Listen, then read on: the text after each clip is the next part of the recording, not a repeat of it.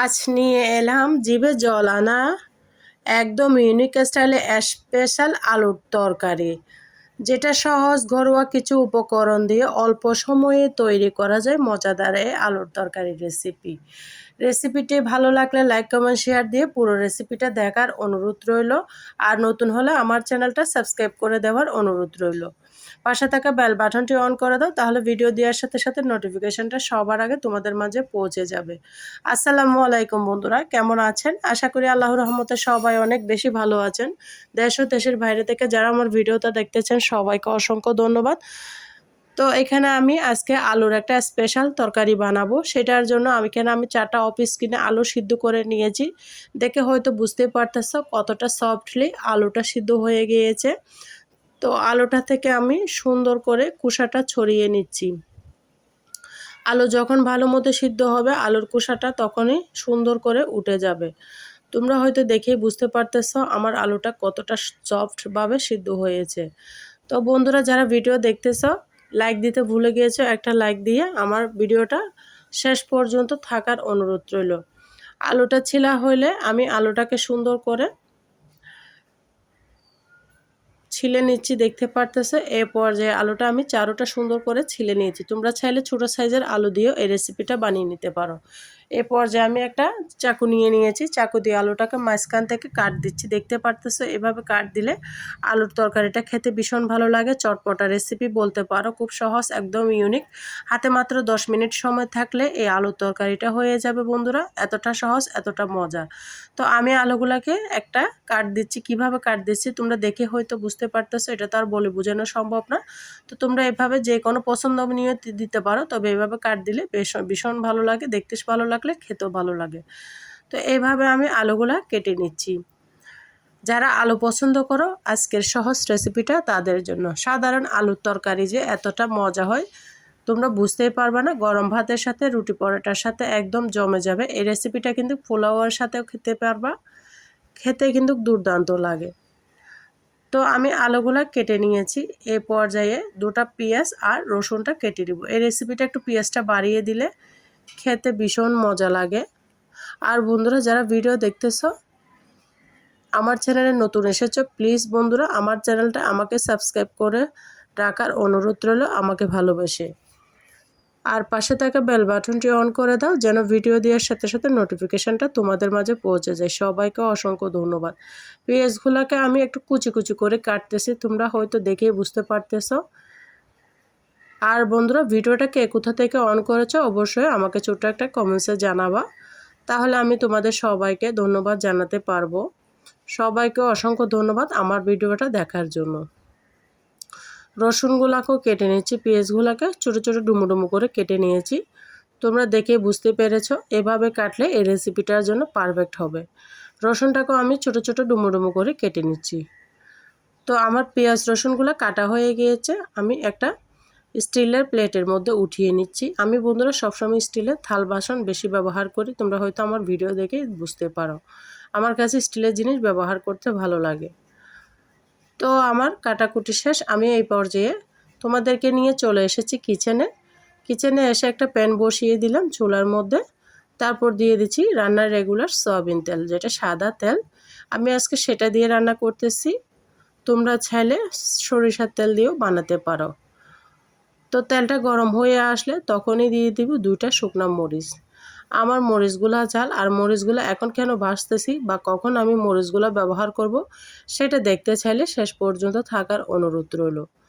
তো মরিচগুলো যখন হালকা একটু ভাজা হয়ে যাবে তখনই অ্যাড করে দিব আমি এখানে পেঁয়াজগুলোকে বন্ধুরা আমি একদম ভাজা করে লাল লাল করে বেরেস্তার মতো করে নিব। তোমরা এভাবে করে নিতে পারো। আর বন্ধুরা, আমার রেসিপিটা যদি ভালো লাগে ফ্রেন্ডস এবং ফ্যামিলির মাঝে শেয়ার করে দেওয়ার অনুরোধ রইল, কারণ তোমাদের একটা শেয়ার আমার অনেক প্রিয় আপুদের ভাইয়াদের কাজে লাগবে।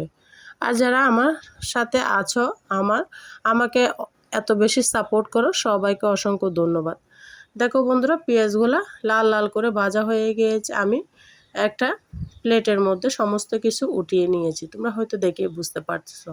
তেলটা অনেক গরম হয়ে গিয়েছে। এই পর্যায়ে চুলার আঁচটা কমিয়ে দিয়ে দিলাম 1 চামচ আস্ত জিরা, তারপর দিয়ে দিয়েছি হাফ চামচ কালো জিরা।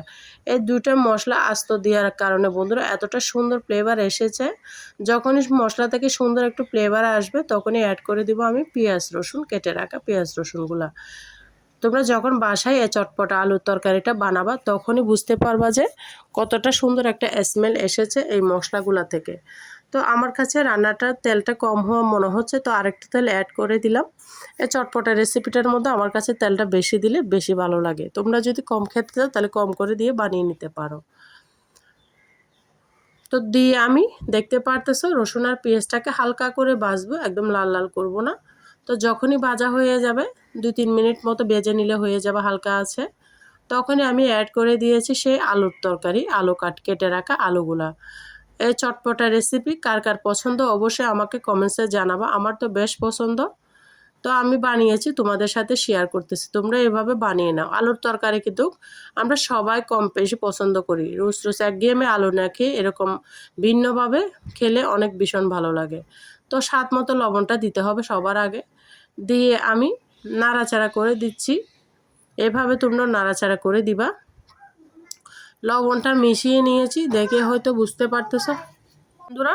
আমি নাড়াচাড়া করে দিচ্ছি। এই পর্যায়ে আমি অ্যাড করে দিব ধনিয়া আর জিরার গুঁড়া ফাঁকি। এটা আমার বাসায় ছিল, আমি নিজে করেছি, সেটা এখানে অ্যাড করেছি। তোমরা চাইলে এখানে অন্যান্য মশলা অ্যাড করতে পারো, তবে আমি এখানে আর একটা মশলা অ্যাড করব যেটা দিয়ে এই আলুর চটপটা রেসিপিটা অনেক বেশি মজা হবে। তো সেটা কি ব্যবহার করতেছি তোমরা দেখো বন্ধুরা। এটা হচ্ছে ম্যাগি নুডলসের যে মশলা আছে সেটা আমি এখানে হাফ দিয়ে দিয়েছি, যেহেতু আমার রেসিপি অল্প তার জন্য আমি অল্প করে দিয়েছি। তোমরা যদি বেশি করে বানাও তাহলে বেশি করে দিবা। তো দিয়ে আমি আবারও নাড়াচাড়া করে দিচ্ছি। তোমরা দেখো বন্ধুরা কতটা চটপটা হয়েছে, একদম পাতিল থেকে ছেড়ে ছেড়ে আসতেছে, এতটা সুন্দর হয়েছে। তো আমার রান্নাটা দেখতে পারতেছো কতটা চটপটা হলে এইরকম সুন্দর একটা কালার আসে। তোমরা বানিয়ে নাও। এখানে আমি কোনো বাড়তি মশলা ব্যবহার করি নাই। এটা এমনি এমনি খাওয়া যায়, রুটি পরোটার সাথেও খাওয়া যায় বা সাদা ভাত পোলাও কোরমার সাথেও খাওয়া যায়। তো আমি যে মরিচগুলো ভেজে রেখেছি সেটা গুঁড়ি করে আর পেঁয়াজ বেরেস্তা দিয়ে দিয়েছি। রান্নার শেষে যদি এরকম পেঁয়াজ বেরেস্তা দেওয়া যায় তো রান্নার স্বাদ কিন্তু দ্বিগুণ বেড়ে যাবে বন্ধুরা, যে কোনো রেসিপিতে। তো এখনও আমার রান্না শেষ হয় নাই।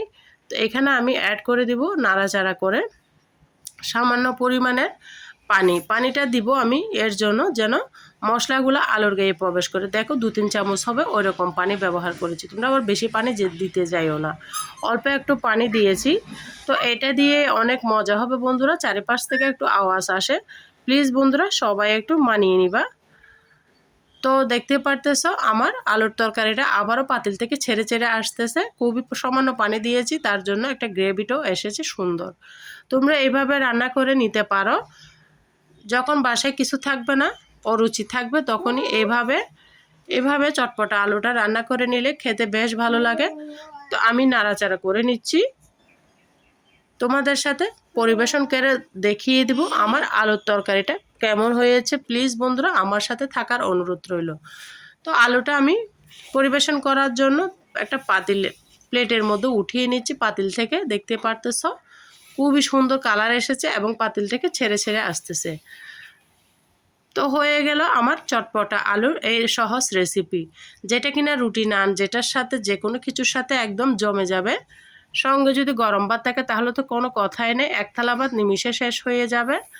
আর বন্ধুরা কেমন হয়েছে আমার আলুর তরকারি রেসিপিটা অবশ্যই ছোট্ট একটা কমেন্টসে আমাকে জানাবা। তোমাদের একটা কমেন্টস আমাকে নতুন একটা ভিডিও করার অনুপ্রেরণা দান করে। একটা লাইক আমার চ্যানেলটাকে বড় হওয়ার জন্য সহযোগিতা করে। তো ভালো হলে ভালো বলবা, খারাপ হলেও বলবা। তো সবাইকে অসংখ্য ধন্যবাদ। সবাই সবার খেয়াল রাখো, পরিবারের খেয়াল রাখো। আমার কথার মাঝে কোনো ভুল ত্রুটি হলে সবাই ক্ষমার দৃষ্টিতে রাখো। আল্লাহ হাফেজ, আসসালামু আলাইকুম।